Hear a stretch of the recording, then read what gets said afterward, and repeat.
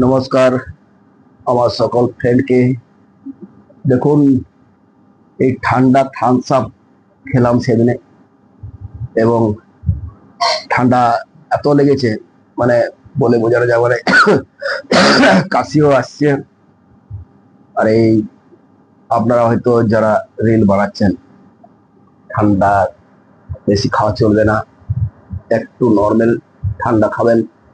Fridge থেকে একদম বরফের মতো জল খাওয়া চলবে না, যেরকম আমার লেগে গেছে। আমি গরমে রিল বানাই এসেছিলাম, যে আমি ঠান্ডাটা খুব ভালো লেগেছিল, তাই আমি মানে খেয়েছিলাম। তো যাক বন্ধুরা, আপনারা ভালো থাকবেন, সুস্থ থাকবেন। আমি একটু ঢাকা নিয়ে নেবো, ঠান্ডা লাগছে প্রচুর।